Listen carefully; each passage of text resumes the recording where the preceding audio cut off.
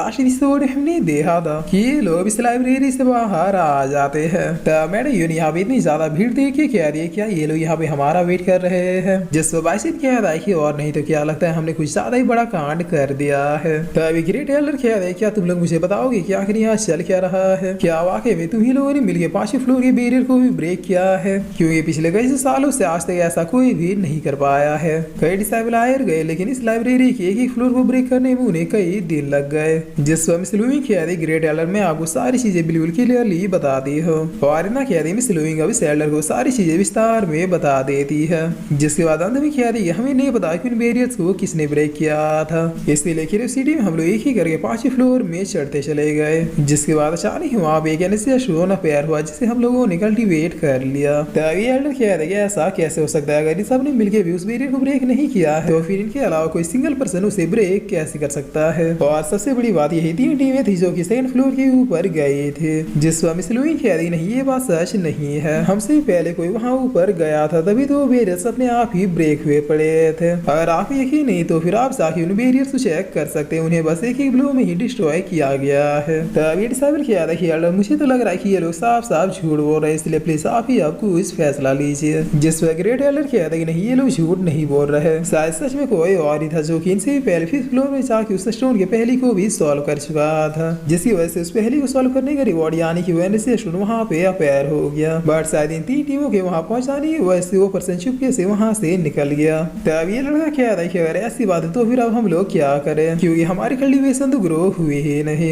जिस वजह ये लड़का कह रहा है इसे तुम लोग ऊपर वाले का कोई इशारा समझो और अभी जो उससे इस कंपटीशन में कम्पीट करने के लिए रेडी हो जाओ। तब इस कह रही बहुत खूब, इन लोगों के साथ ऐसा ही होना चाहिए। हमें भी कह रहे थे देखो अब खुद ही वीक बन के रह गए। जिससे सुनर अगल बगल के डिसाइबल कह रहे सुनो भाई ये लोग कह रहे कि अब हमसे ज्यादा पावरफुल हो चुके हैं, इन्हें शायद इतना भी नहीं पता कि बस 2 ही घंटे में कोई भी ज्यादा पावरफुल नहीं हो सकता। तब बगल वाला डिसाइबल कह रहा है कि लगता है इन्हें इनकी औकात दिखानी होगी, एक दो हमारे पावर से कल्टीवेट कर लिया और ऊपर से हमें ये एटीट्यूड दिखा रहे हैं। जिस मोटू कह रहा है तुम्हारे पावर से क्या मतलब, क्या उस पावर में तुम लोगों का नाम लिखा हुआ था, वो पावर सबने आप ही हमारे पास आई थी ना कि हम तुम लोगों के पास गए थे, और वैसे भी तुम लोग तो पहले से इतने ज्यादा पावरफुल हो, अब अगर इस छोटे से स्टोन की पावर नहीं मिली तो फिर इतना ज्यादा तिल मिला क्यों रहे हो। तभी लड़का क्या था कि मोटे तुम कुछ ज्यादा ही बोल रहे हो, क्या तुम भूल गए कि अभी कुछ देर पहले हमने तुम्हारा क्या हाल किया था। जिस मोटू इसे चिढ़ाते हुए क्या था कि हाँ भूल गया, क्या तुम मुझे दोबारा से याद दिला सकते हो। और फिर मोटा उल्टिया करते हुए क्या था रुको रुको टाइम प्लीज, लगता है मैंने कुछ ज्यादा ही पावर से अब्सॉर्ब कर लिया।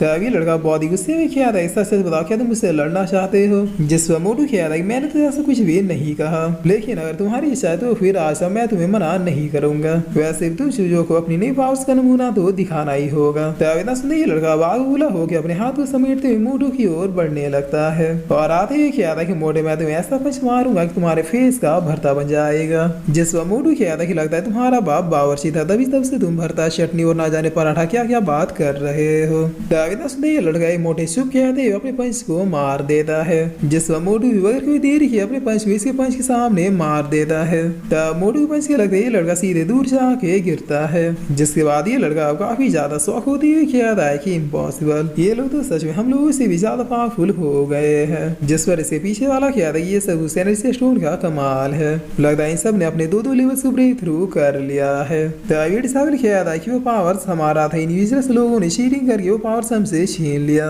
जिस पर मोटू कहता है रबड़ी रोना बंद करो, तुम लोगों की किस्मत में जो था वो तुम लोगों को मिल चुका है, शायद ऊपर वाला भी चाहता था कि लोगों को पावर्स मिलनी चाहिए और किन लोगों को नहीं। तब मैडम क्या देखिए और नहीं तो क्या बड़े आ गए हमें चीटिंग वाच कहने वाले। जिस पर ये एडर अब यहाँ पे एक टेलीपोर्टेशन एरा को ओपन करते हुए कहता है कि बहुत हुआ, अब टाइम हो चुका है वेस्टर्न रीजन में जाने का, अभी तक तुम लोग क्या थे, तुम लोग के बीच दुश्मनी क्या थी, ये सारी बातें अब भूल जाओ। वहाँ पर पहुंचते तुम लोग किसी एक सेक्ट से नहीं बल्कि ग्रेट रिवर सिटी के डिसाइपल कहलाओगे, तो अब तुम लोग क्या करना ये मैं तुम लोगों की सोच के ऊपर छोड़ता हूँ। तब इस लोग क्या देश चलो गाइस अब असली मुकाबले का टाइम है। जिस पर मोटू भी क्या था कि इस बार हम लोग दिखा देंगे कि आखिर ग्रेट रिवर सिटी के लोग क्या कर सकते हैं।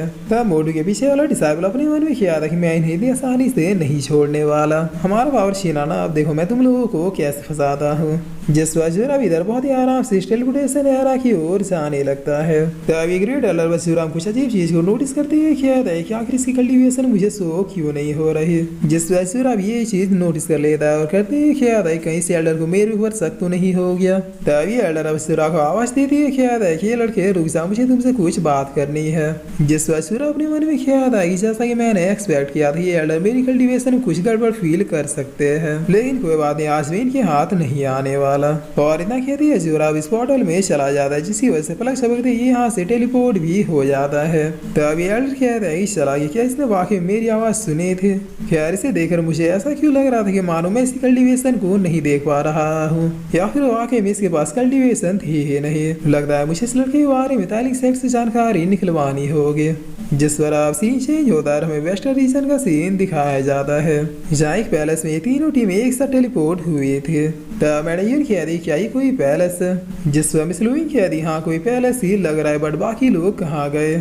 तभी इस कमरे में ये लड़का यहाँ पर आते हैं, क्या था चलो पहले यहाँ से बाहर निकलते हैं। और आविदा क्या थी ये लोग इस पैलेस के बाहर एक रिवर के किनारे आके खड़े हो जाते हैं, जहाँ सब लोग अब इस रिवर को देखते हैं, क्या है क्या यही वेस्टर्न रीजन का रिवर है? अरे यार ये रिवर तो हमारे ग्रेट रिवर सिटी के रिवर से भी ज्यादा बड़ा है। तो कुछ डिसाइबल सब यहाँ मौजूद बिल्डिंग को देखते हैं, कहते हैं कि क्या ही घर है, लगता है यहाँ वेस्टर्न रीजन में सबके सब अंबानी के ही रिश्तेदार है। जिस वजह भी अब इस रिवर को देखते हैं, कहता है कि वाकई में वेस्टर्न रीजन काफी ज्यादा बड़ा है, इस नदी में न जाने कितने खतरनाक मॉन्स्टर्स होंगे। तब एक डिसाइबल अब सूरा के पास आते ही कहता है कि लोगों का कहना है कि यहाँ पहले लेजेंड्स के बीच फाइट हुए थे, वो अभी इतनी जोरदार फाइट की यहाँ पे पहले मैदान जो था वो अब सीधे रिवर में कन्वर्ट हो गया। अगर ये बात सच निकली तो फिर वाकई वेस्टर्न रीजन वालों को डिफीट करना काफी ज्यादा डेंजर होगा। जिस पर ये लड़का कहता है कि वो सब बकवास कहानियां, खैर उन बातों को छोड़ो, चलो पहले इस रिवर में एक डुबकी लगाते हैं। तभी साइड में खड़े डिसाइबल सब चिल्लाते हैं, क्या देख भाई सर उधर देखो कोई पानी में खड़ा है। जिस वजह से हम दे वाकई में कोई पर्सन पानी में खड़ा था।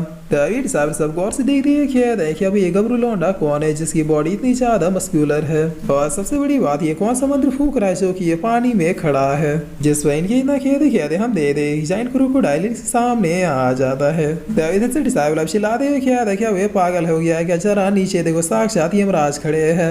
और अब ये क्रोकोडाइल बगैर हुई थी ये सीधे इस पर्सन को खाने के लिए अपना जबड़ा खोल देता है, मगर मसाले से बंदा अपनी जगह से एक इंच भी हिल जाए।